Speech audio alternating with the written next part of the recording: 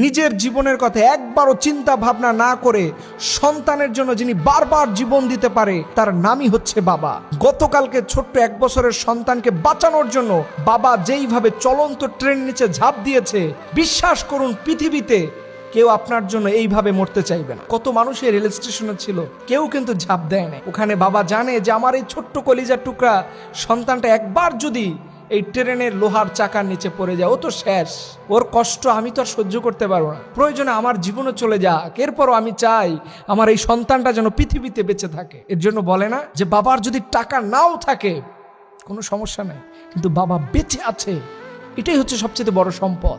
বাবা বাবা নামটা শুনলে সাহস শক্তি যোগায়, মনে হয় যে আমার বটবৃক্ষ, আমার জীবনের কেউ থাকুক আর না থাকুক আমার জন্য ছায়া হয়ে থাকবে একজন মানুষ, তিনি হচ্ছেন বাবা। পৃথিবীতে প্রতিদিন প্রতি সেকেন্ডে প্রমাণিত করে সন্তানের জন্য তোমার জন্য কেউ না থাকলেও আমি কিন্তু একজন আছি। দেখেন আল্লাহ তাআলা কোরআনে এমনিতে বাবা মায়ের কথা এত গুরুত্ব দিয়ে বলে নাই।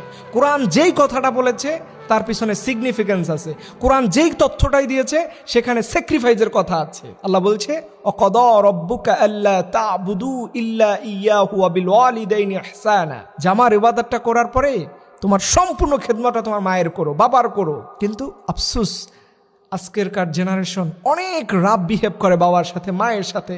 বাবা একটা মোটরসাইকেল না কিনে দিতে পারলে বাবাকে বাবা বলে পরিচয় দিতে চায় না। বাবা কৃষক, পরিচয় দিতে চায় না।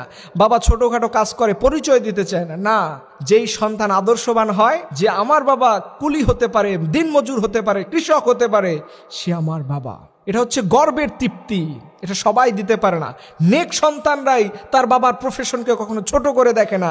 নেক সন্তানরাই তাদের বাবাকে বড় করে গোটা পৃথিবীর সামনে রিপ্রেজেন্ট করে। বাবার সাথে কখনো বেয়াদবি করে না, বাবার কাছ থেকে দোয়া নিয়েন। পৃথিবীতে আপনি কখনো গরিব থাকবেন না এবং পৃথিবীতে আপনার সফলতা কেউ ঠেকায় রাখতে পারবে না। আল্লাহ তাআলা আমাদের যাদের বাবা বেঁচে আছে তাদের যেন আল্লাহ নেক হায়াত দান করে, আর যাদের বাবা দুনিয়া থেকে চলে গেছে আল্লাহ যেন তাদেরকে জান্নাতুল ফেরদাউস আল আলা দান করে। সবাই বলুন আমিন।